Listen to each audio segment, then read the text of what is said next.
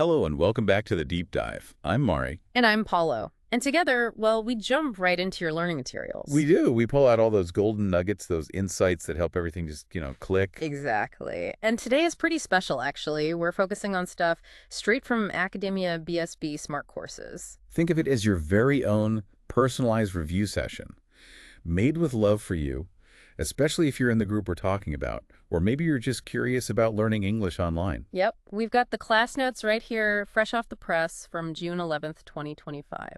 And the spotlight is on our English Conversations course, specifically group T243. A fantastic group with some really dedicated students, Anna Paula, Noyan, Ashlyn, and Vanessa. And just so you know, the English level we're reviewing today is A2, according to the CEFRL. That's the Common European Framework of Reference for Languages. Right. And for anyone new to Academia BSB, we're an online school designed specifically for adult women learning English remotely, over the internet. We use our own unique methodology, original materials, all on our online platform. And our big goal, it's to help students just like you reach your fluency goals, feel confident speaking, understand the world, and connect with it in English.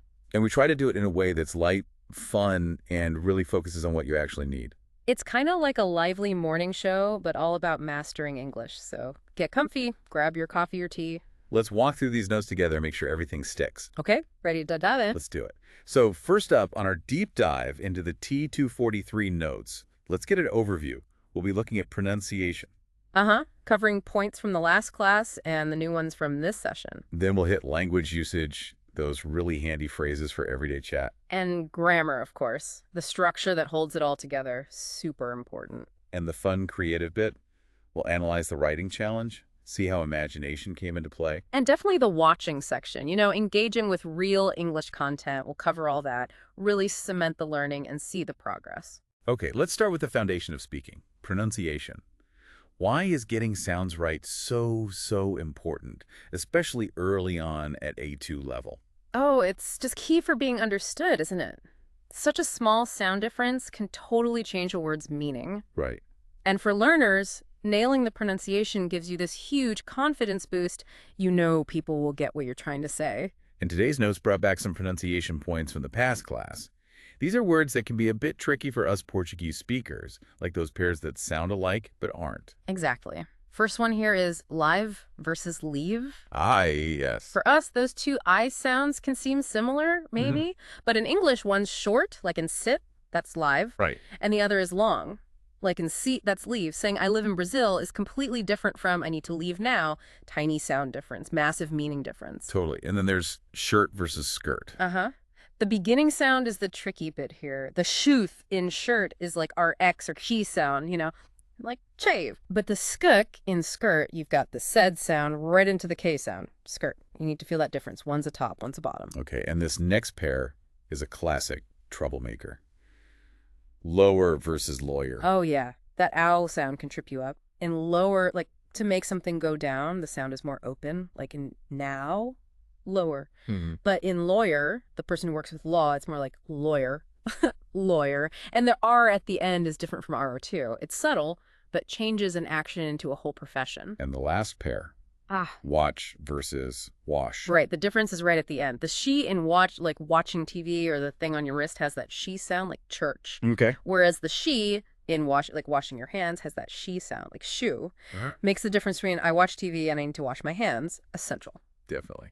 The notes also mention some single words: footwear, sneakers, and shoes. Yeah, likely focusing maybe on specific vowel sounds within them or consonant clusters, just to make sure every part of the word is clear. These reviews are so helpful, aren't they? But what about the current class? What new words were in the pronunciation spotlight? 2 key words for today. First one, really useful, especially at work. Colleague. Colleague. Like a coworker. Let's try that. Colleague. My colleague helped me with the project. Nice. Let's hear it again. Colleague. Colleague. Perfect. Hearing it and saying it helps lock in that sound. The second word is one full of, celebration. Christmas. I love that word. End of the year, good times. Let's practice. Christmas. We celebrate Christmas in December. Great sentence. And one more time, Christmas. Christmas. Fantastic. Working on these specific sounds, both reviewing tricky pairs and learning new words, it's such a big step towards speaking clearly. Speaking of speaking, let's move from single sounds to putting it all together in useful phrases. Now we're into the language usage section. This is all about those practical, ready-to-go expressions that make you sound more natural. This stuff is gold, really. These are phrases you hear all the time in shows, in real conversations. They help you react, agree, disagree, simply and quickly. 3 listed today. First up, I love that. I love that. So simple, but it shows you're enthusiastic, you approve. It's like our adore isso or que legal. Okay, want to try a quick role play? Sure. Did you see that new recipe for vegan feijoada online? Oh, I love that. Sounds amazing. Easy peasy. Okay, next phrase. I haven't seen it. Yeah, this is your go-to for something you haven't watched or read or tried yet. Super common. Right, let's try. Have you watched the final episode of that big sci-fi series everyone's talking about? No, I haven't seen it. Is it any good? It's brilliant. You have to watch it. Okay, and the last practical phrase for today, that is right. A really clear, polite way to confirm something is correct, or that you agree with what someone just said, like saying "hizo mesmo" or "está cierto."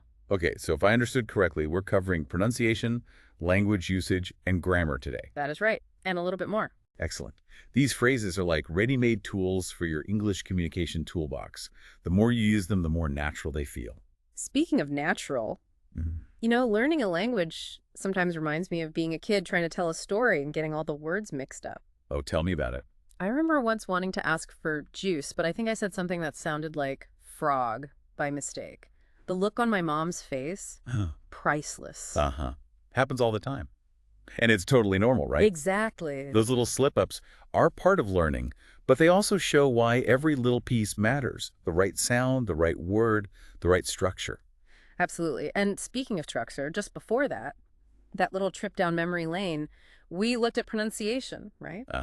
Reviewed some tricky sounds for Brazilians and focused on new words like colleague and Christmas. And we also explored language usage with those ready-to-use phrases like, I love that, I haven't seen it, and that is right. Okay, now let's dive into grammar.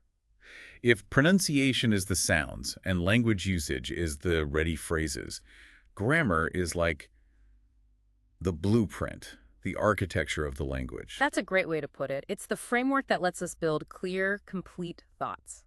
And today's notes had a general review of some really important structures. First, demonstrative adjectives and pronouns. This, that, these, and those. Why are these so vital? They're like our pointing words. They help us show which thing or which things we're talking about and whether they're near us or further away. It's like aquilo ali or iso aqui in Portuguese, but maybe a bit more specific. Gotcha. So this is, for one thing, close by, like this phone is new, Yeah. if it's right here in my hand. Exactly. And that is for one thing, but further away. That car is red, pointing to a car down the street. And for plurals, more than one thing. For multiple things close to you, it's these. These keys are mine if they're on the table in front of you. And for multiple things far away, you use those. Those buildings are very tall, looking across the city. Simple, but super useful for describing anything around you. Yeah, definitely basic building blocks. The notes also covered contracted forms. When we squish 2 words together to speak faster and sound more natural. Well, yes. Like I am becoming I. Right, or you are turning into you. She is becomes she's, we are becomes we're, they are becomes there. That's for the present simple of to be. Okay. And also for the future with will, I will becomes I'll, you will becomes you'll. Using contractions is just how native speakers talk every day. It helps you understand them better and sound more fluent yourself. Makes total sense. And the review also included negative forms, don't, which is do not, Won't, which is will not. and didn't, which is did not. Yep. These are how you say something isn't, won't be, or wasn't. Essential for denying things. Talking about things that are missing. Things that didn't happen or aren't true. Like, I don't like coffee. Or she won't come to the party. Or they didn't finish the work. Got it. So how does all this grammar actually help, in real life? At work, maybe even in more formal situations. So in countless ways. Yeah. Demonstratives help you be specific in a meeting. Could you pass me this document? See? Specific. Right. Contractions are crucial for understanding movies, podcasts, casual chats, and just sounding less robotic Right. when you speak at work, too. Definitely don't want to sound like a robot. And Oh. negatives. Well, they're fundamental for expressing absence, correcting information, talking about unmet goals or unfinished tasks. In an email, the report didn't arrive yet. Okay. In a more academic setting, maybe describing research findings. The study didn't show a significant correlation. These structures really are the backbone of clear communication. Very well put. Okay, from structure to creativity, Yeah. the writing section. And the challenge sounded really fun, the Christmas Storytime Challenge. I love this. The whole idea was to use your imagination. The students watched the first part of a Christmas short film and then had to write a short paragraph, like 60, 80 words, imagining what happens next. And the key part, trying to use vocabulary they'd been learning. That really gets you using the language actively, doesn't it? Taking English off the page and using it to express yourself. It's such a fun and effective way to practice. And our students, Anna Paula, Nguyen, Ashlyn, and Vanessa, all jumped in. And it's cool to think about all the different directions their stories could have gone. Based on that setup, Christmas party, guests, food, gifts, happy or sad people, a surprise arriving, each student could create something totally unique. Let's just brainstorm a bit, maybe imagine what kinds of stories they might have written. Perhaps Anna Paula focused on that surprise arrival. Yeah, like who's the unexpected guest? Did their arrival change the whole vibe of the party, maybe cheered someone up who was feeling down? And Nguyen, maybe she went for the mystery behind the surprise. Ooh, like, did the guest have a secret? Or was the surprise an object that revealed something important about the past? So many possibilities. And Ashlyn could have really zoned in on the character's feelings. Maybe her story focused on someone who started out sad, and then something happened, the surprise, maybe a conversation that made them happy by the end, that classic Christmas transformation. And Vanessa, maybe she had fun with the chaos of getting ready for the party, if the video showed that. Right, like all the frantic preparations, the food, the presents, and then out of that mess comes something totally unexpected, maybe something really funny. It's fantastic. Even with the same starting point, everyone's creativity leads somewhere different. It just shows how English becomes your tool for telling your stories.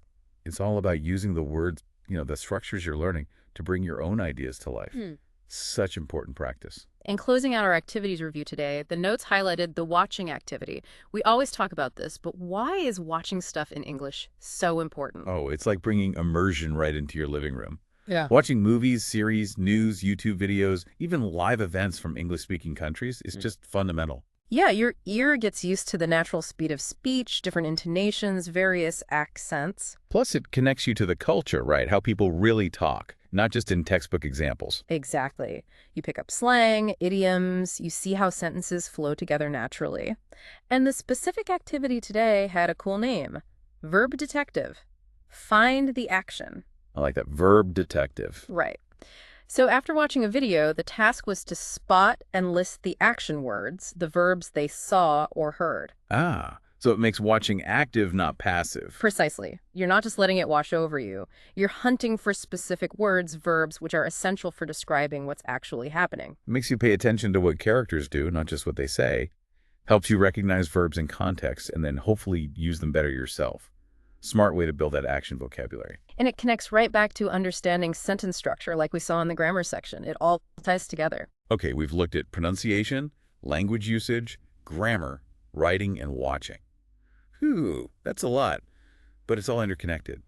Looking at this whole picture and thinking about the students in group T243, Anna Paula, Nguyen, Ashlyn, and Vanessa, what's your takeaway on their performance? Well, looking at the notes and the kinds of activities they're doing, it really shows they're absolutely on the right track. They're solidifying that A2 level and definitely getting ready to move forward. Yeah, focusing on tricky sounds, practicing ready-to-use phrases, understanding basic structures to build their own sentences, and then diving into creative writing and active listening. It paints a picture of really engaged learning, doesn't it? And the class stats and the notes seem to back that up, too. They do. The oral fluency and speech engagement span at 50 minutes, that's solid time spent actually speaking, which is vital. The listening wavelength at 69 minutes, great exposure to spoken English, training the ear. And the comprehensive lexicon repertory showing 1,710 words. That vocabulary is growing steadily. Those numbers show real time and energy being invested, practicing all the different skills. We're building a really strong foundation, piece by piece. And that foundation is exactly what lets you tackle new, more complex stuff later on. Speaking of next steps, Yeah. what's coming up for Group T243 in their next class? What's our cliffhanger for today? Get ready. The next stage of their learning journey dives into 3 super useful areas. To be able to, Talking about abilities, the possessive case, showing ownership, and positions. location, direction, relationships. Okay. Sounds like they're going to unlock ways to talk about what they can do. I'm able to swim. Whose stuff is whose? That's Maria's book. Yeah. And where things are or how they relate. The cat is under the table. I'm going to the park. Exactly. So the question to leave you with is, how will mastering to be able to, the possessive case and prepositions, let you describe abilities, belongings, and navigate the world with even more confidence and precision in English? Ooh, you'll just have to tune in for our next deep dive to find out. And while we wait, let's wrap up this dive with a thought that really resonates with us here at Academia BSB. There's a wonderful quote from an incredible English writer, Virginia Woolf, that fits so well with this journey of language learning. She wrote, "Words, English words, are full of echoes, of memories, of associations. They are the most democratic, the most tolerant of all instruments." That comes from her collection, The Death of the Moth and Other Essays, published back in 1942. Woolf was such a key figure in modern literature, always exploring human consciousness, society, and yes, the deep power and complexity of words themselves. Thinking of words, especially English words, as these instruments full of history, tolerance, and this amazing potential to connect people, that really sums up what we believe here. Because at the end of the day, we know it's not only about the language. It's all about communication.